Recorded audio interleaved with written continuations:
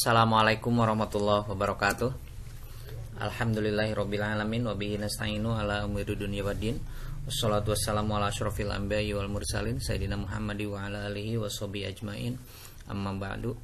A'udzubillahi minasyaitonir rajim. Bismillahirrahmanirrahim. Wa idza qila suzu fasuzu yarfa'illahu alladziina amanu minkum walladziina utul ilma darajat. Shadaqallahul adzim. Kita berjumpa lagi dengan pembelajaran jarak jauh untuk mapal usul fikih ya, di kelas takhusus di pertemuan yang ke-11, dan pembahasan pada kesempatan kali ini kita akan membahas tentang mutlak, muqayyad, mantuk, dan mafhum. Silahkan dibuka kitabnya di halaman 17. Dan kita mulai dengan pembacaan ta'awudz dan basmalah bersama-sama. A'udzubillahi minasyaitonirrajim. Bismillahirrahmanirrahim.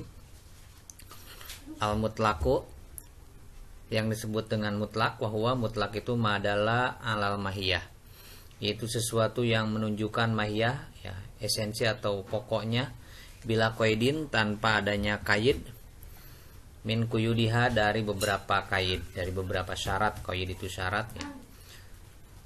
Terus adapun muqayyad, wa muqayyad wahwa madalla alal mahiyah, wahwa muqayyad itu adalah sesuatu yang menunjukkan mahiyah. Mahiyah itu pokok, biqaidin, dengan adanya qaid atau syarat, min quyudiha, dari syarat-syaratnya. Pada kesempatan kali ini kita akan menjelaskan tentang mutlak dan muqayyad. Yang disebut dengan mutlak adalah wahwa madalla alal mahiyah bila qaidin min quyudiha, sesuatu yang sesuai ya, sesuatu yang menunjukkan esensi atau pokok tanpa adanya qaid ataupun syarat. Ya, contohnya lafadz raqabah ya, dalam surat Al-Mujadalah ayat 3. A'udzubillahi minasyaitonirrajim. Bismillahirrahmanirrahim. Walladzina yuzahiruna min nisaihim tsumma ya'uduna lima qalu fatahriru raqabatin min qabli ayyatamassa.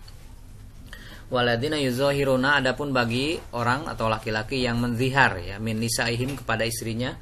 Menzihar itu adalah menyamakan istrinya dengan ibunya ataupun dengan perempuan lain yang menjadi mahramnya yang haram dinikahi ya. Jadi menyamakan gitu. Menyamakan dalam apa? Dalam haramnya gitu kan.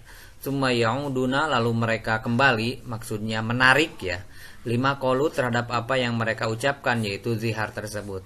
Maka mereka harus membayar kafarat. Kafaratnya itu adalah fatahriru raqabatin, memerdekakan hamba. Min qabli ayyatamassa, sebelum mereka berdua saling mulamasah ya, istri suami istri itu saling mulamasah ya. Mulamasah ini mengadakan pergaulan suami istri ya. Jadi sebelum mereka mulamasah, maka si suami wajib membayar kafarat. Kafaratnya adalah memerdekakan hamba. Di sini yang menjadi contoh adalah kalimat raqabah. Kalimat raqabah ini di sini adalah umum ya, ataupun mutlak, tidak disifati dengan apa, apakah raqabahnya mukmin ataupun kafir gitu kan. Jadi di sini umum kalimatnya ya. Sedangkan yang kedua adalah muqayyad ya. Pengertian muqayyad tadi ya, wa huwa madalla alal mahiyati biqaidin min quyudiha, sesuatu yang menunjukkan ataupun kalimat yang menunjukkan esensi atau pokok dengan adanya qaid atau syarat. Contohnya masih tetap kata raqabah dalam surat An-Nisa ayat 92 ya. Wa ma kana lil mu'minin ayyaqtula mu'minan illa khata'a. Wa ma qatala mu'minan khata'a fatahriru raqabatin mu'minah. Wa ma kana lil mu'minin, tidaklah boleh, tidak pantas bagi orang mukmin ayyaqtula mu'minan, untuk membunuh mukmin yang lain, illa khata'an, kecuali kalau kesalahan. Wa ma qatala mu'minan, dan barang siapa yang membunuh seorang mukmin khata'an, karena kesalahan, fatahriru raqabatin, maka dia harus memerdekakan hamba. Tapi hambanya bukan hamba yang umum di sini, hamba yang sudah disifati. Sifatnya dengan apa? Mukminatin, yaitu disifati dengan mukmin. Jadi kalau kalimat mutlak tadi ya di surat Al-Mujadalah ayat 3, di mana raqabah itu di sana tidak disifati dengan apa-apa. Sedangkan kalau yang disebut dengan muqayyad, contohnya tadi dalam masih tetap katanya raqabah, kalimatnya ya. Surat An-Nisa ayat 92, raqabatim mu'minatin. Lafaz raqabah di sana disifati dengan lafaz mukminah, yaitu dengan sifat mukmin ya. Dilanjut, wal khitabu, adapun hitab ida waroda, ketika datang mutlakon dalam keadaan mutlak, yubko boleh, maka ditetapkan kalimat tersebut, khitab tersebut ala itlaqihi terhadap kemutlakannya. Wa in waroda jika datang muqayyadan dalam keadaan muqayyad, yubko maka ditetapkan ala takidihi terhadap muqayyadnya.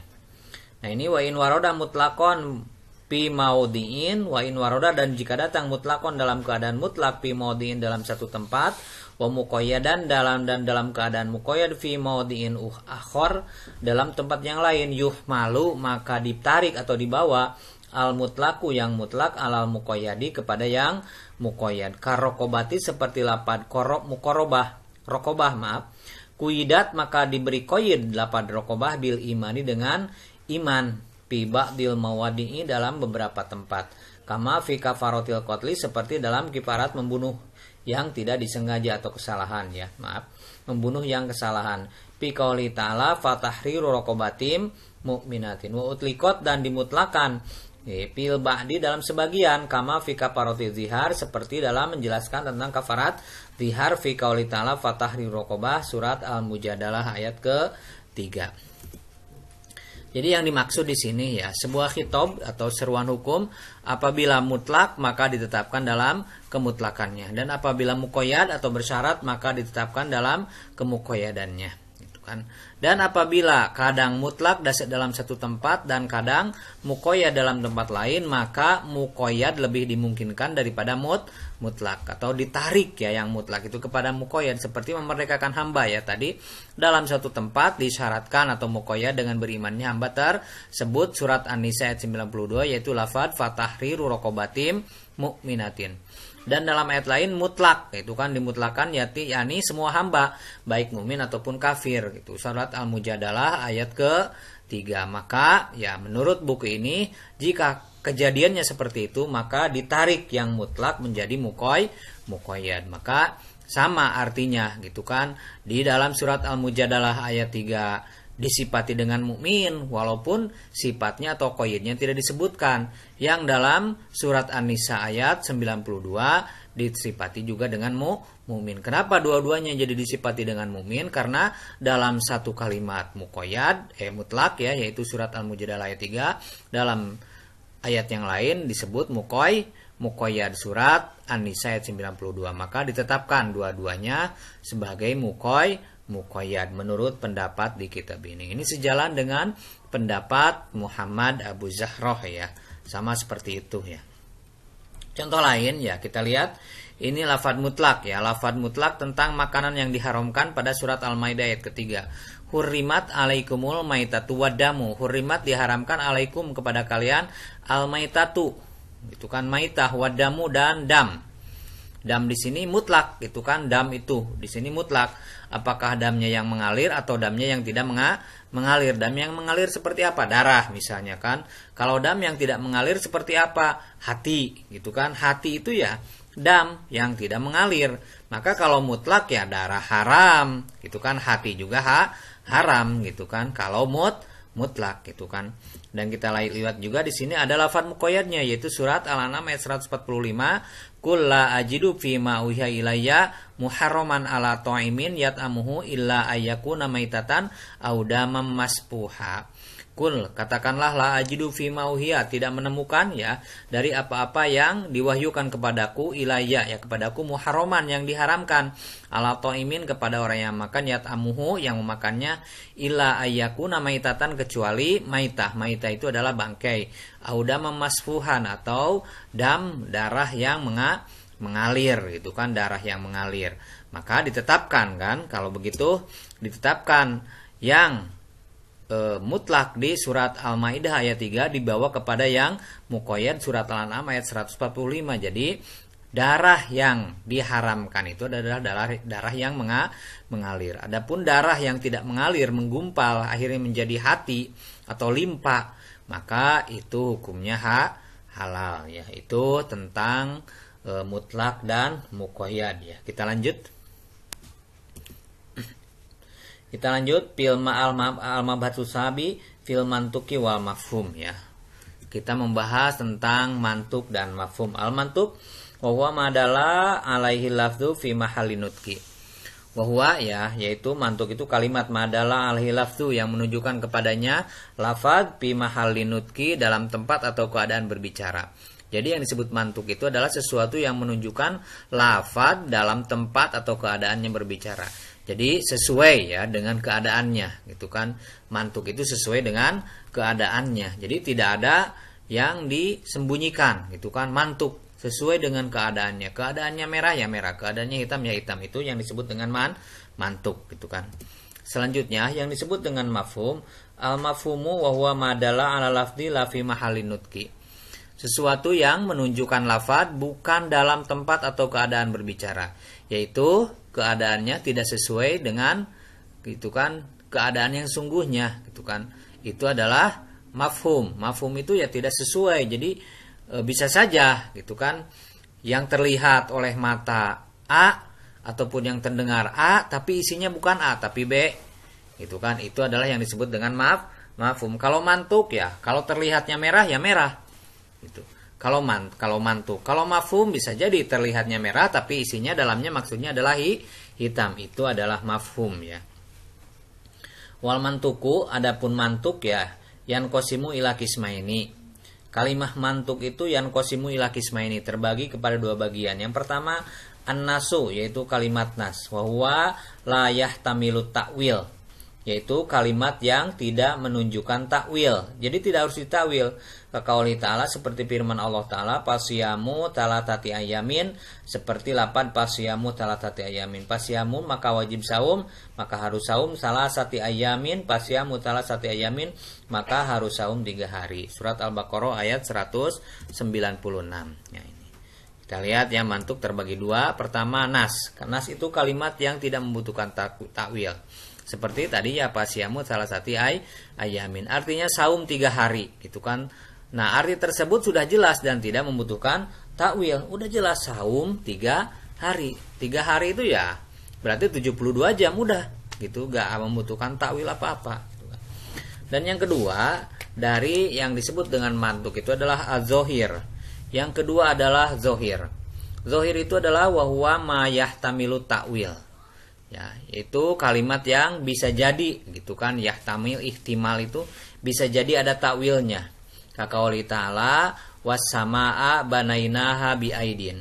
Was-samaa, dan kepada langit, banainaha, kata Allah, kami telah membangunnya biaidin, dengan kekuasaan kami. Surat Adz-Dzariyat ayat 47. Nah, zohiruhu, gitu kan. Adapun zohirnya jam'u yadin, ya, yaitu lapad aid itu jamannya dari lapad yad, wa dzalika mahalun fi haqqillahi ta'ala, dan itu adalah mustahil ya pada Allah Ta'ala. Jadi mustahil, gitu kan, pada Allah Ta'ala, karena Allah Ta'ala itu disifati dengan sifat mukhalafatul lil hawadithi, berbeda dengan makhluk, gitu kan.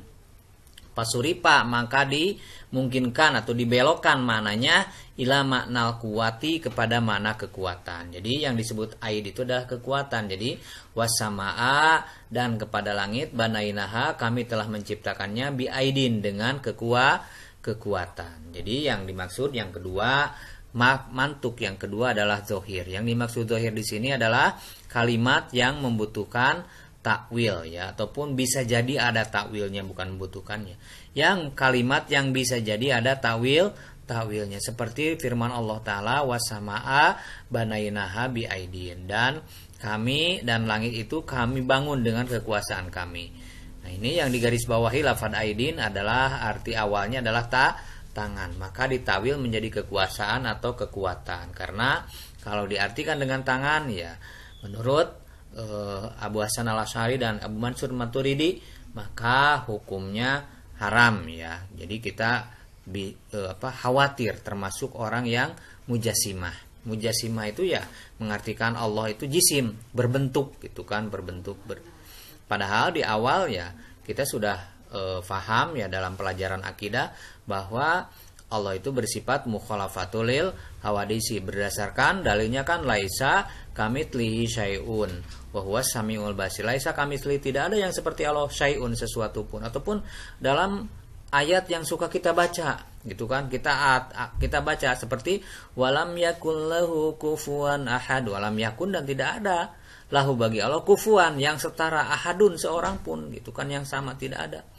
Jadi di sini ya mustahil Allah disifati dengan mempunyai tangan, maka lapad tangan itu diartikanlah sebagai kekuasaan. Sampai di sini dulu ya yang kita bahas, baru mantuk ya. Mantuk terbagi dua, yang pertama nas, yang kedua dzohir. Insya Allah di pertemuan yang akan datang kita akan membahas tentang mafhum ya. Jadi mantuk itu yaitu lafad yang sesuai dengan keadaannya. Mantuk ada dua, pertama nas ya, jadi yang tidak membutuhkan takwil, yang kedua zohir. Zohir itu yang bisa saja ditakwil seperti lapad aidin, ataupun ada lagi ya lapad wajah. Lapad apa lagi?